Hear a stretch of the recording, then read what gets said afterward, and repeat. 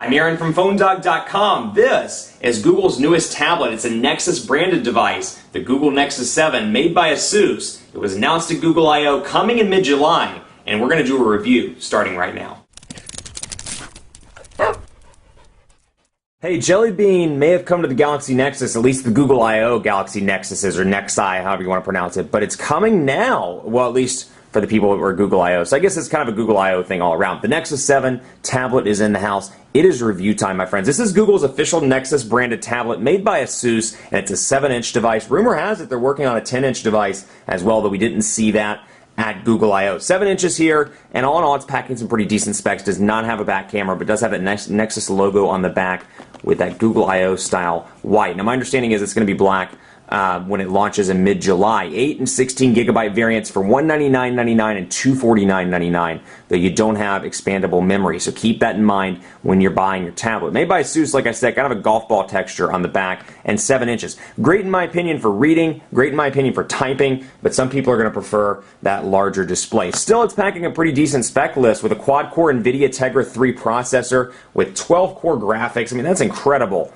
At least from a technology standpoint. 7-inch IPS HD display here, 1280 by 800 on the pixels. Front-facing camera for Google Plus Hangouts, at least that's what they say, or at least what they said in the presentation. Android 4.1, also known as Jelly Bean, pre-installed on this device, and you can see that look and feel-wise, it looks a lot like Ice Cream Sandwich, although Project Butter, something they talked about yesterday in the keynote, is enabled in Jelly Bean, which is a really nice feature that allows it to be, and in short at least, allows it to be much faster in day-to-day performance. And it's something that I really see across the board on both this and the Galaxy Nexus, which is also running, or at least my Galaxy Nexus is running Jelly Bean.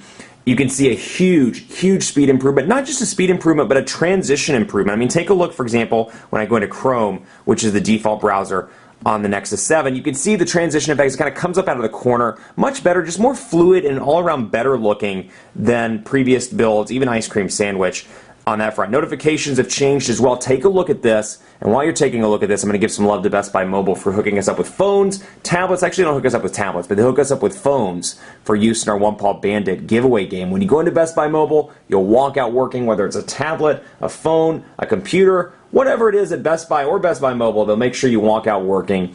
It'll help you set up your email, your web, all that stuff. So when you walk out the door with your Nexus 7, your Galaxy Nexus, your Droid Razr Max, whatever it is, you'll walk out the door working at Best Buy. Take a look at this. You'll notice clock is different. You've got your screen rotation lock here, your settings shortcut, and then this clears out the notifications. But take a look at this again, and I didn't mean to load up Quadrant Standard, forgive me, but I wanted to keep some of these so you could see what it looks like. When you have a few less notifications, it groups all your messages, which is pretty cool there as well. A little bit more intuitive, and then you can see the fact that I'm connected to an Android hotspot right now. So it's loading up as Android AP. Whatever Wi-Fi connection you're on right there, it'll show Android AP. And clear those out pretty easily, and then we'll go into settings and take a look here as well. So you can see Google accounts kind of separated now, and you can see within Google, if I add a separate account, they'll all kind of appear here. So it's not like it shows Google all the way down, or Heron Baker and Old Man McTweety. It lists them out within the actual Google application, or the Google link there itself. That's a little bit of a change there. Display, font size, again, just a couple of things I'd like to point out. You can make the font larger or smaller depending on how you prefer it on a 7-inch tablet. But you'll see down here 6 shortcuts. You can put folders in there as well, but just again, the fluidity, very impressive across the board. Running Chrome, like I said, and packing a 4,235 milliamp hour battery on this device, so it should last you through the day with pretty moderate to heavy use. If you're reading, if you're checking email, you should be a-okay with this device. So speaking of that, we're going to load up just some applications because I want to show you how they look on this 7-inch tablet. So again, Gmail optimized for the tablet display here. We'll see Google, and I can scroll back and forth and easily, we'll go to this for example, and you can see scrolling through the emails, and again the header stays or should stay at the top. Let's go to one, let's see if I can find one. There we go. It'll stay on the top. That was the Google I/O party the other night. And you can see landscape mode. That is what it looks like. The on-screen buttons, much like the Galaxy Nexus, down here. Home, recent applications, and back. And then I have all my folders over here that I can see. Chrome as well really looks nice on this tablet. Let's go over to PhoneDog. Oh, look. Not Phone Doctors. And you can see the keyboard as well. Jelly Bean keyboard here looks a lot like Ice Cream Sandwich. Here's what it looks like in landscape mode. A little bit harder to type on, reach those thumbs across, but still, if you're typing on a desk, it's a little bit easier over here. So we'll load up PhoneDog so you can see. And then the shortcut button, or the menu button rather, you can request the desktop site, which ours loads up by default. You can see new tabs and more, or you can just come up here and select a new tab, and it's that easy. So much like a desktop experience here, a typical Chrome desktop experience, but incredibly fluid. I mean, take a look at this, no lag whatsoever. So if you're using this as maybe an email and a web browsing machine, you should be perfectly fine across the board with the Nexus 7. So again, pinch to zoom, very responsive, and then I can flip back and forth pretty easily between the tabs and see my bookmarks and my other devices. Now, Google Play, a couple of new additions to this with Jelly Bean. First of all, you'll see magazines. This is a new feature that's rolling out to Jelly Bean where you can read your magazines. And best of all, if you have like Galaxy Nexus and a Nexus 7, you can pick up the same magazine and read it across both devices and pick up where you left off. That's a nice little feature there. Movies, you can buy them now as well as TV shows, so they've enhanced that. And you'll see the shortcuts in here also. Movies and TV, Play magazines added to the menu. Downloads, or actually Google Play, that's a shortcut. I'm sorry, I stand corrected. Google Now is another feature, and this is something I showed off on the Jelly Bean walkthrough on Android 4.1. This is a really cool feature. Let's take a look at this. What's the weather like in San Francisco? So I'm obviously in San Francisco for work. 15 degrees and overcast in San Francisco. Here's the forecast for the next few days. And my assumption is, let's see what it's at.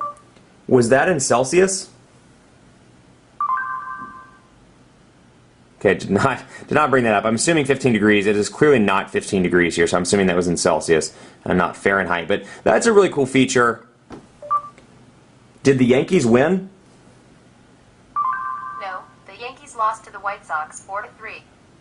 Cool features like that, and it's very intuitive in the fact that it'll keep up with your sports scores, your favorite teams, and kind of display that stuff in the notifications bar. So it's intended to be kind of, it's actually a little creepy when you really think about it, but it actually is intended to keep up with what you like and what you don't like. Widgets here, very similar, like I said, to Jelly Bean on the Galaxy Nexus. Again, because even though it's a tablet-optimized version, it's still Jelly Bean at its core. So I can go to My Library here, and we'll bring this to the home screen, or one of the 5 home screens, and bring up, let's just say, my magazines. I don't have any magazines at the moment, but I can bring up this nice font.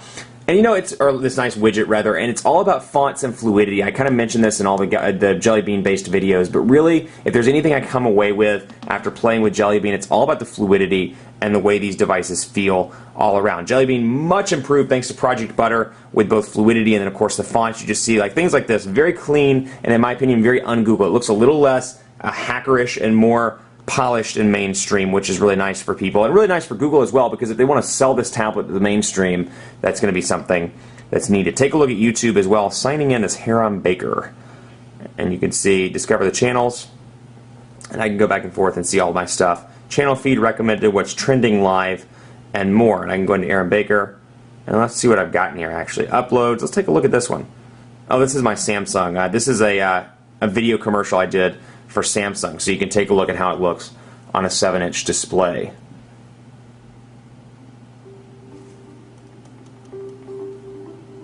I'm so frustrated with my monitor. The colors are totally off. I order things online, they show up at my door, and they don't even look like what I ordered. I know how you feel. Every monitor out there displays colors differently, so I upgraded to the Samsung Series 9. Now you get the idea there, and then you got the volume rocker over here, just kind of talking a little bit about the build, and I know I'm skipping around a lot, but volume rocker, power button up top, you've got nothing here. Down at the bottom, micro USB charging port and 3.5mm headphone jack, and the Nexus logo on the back.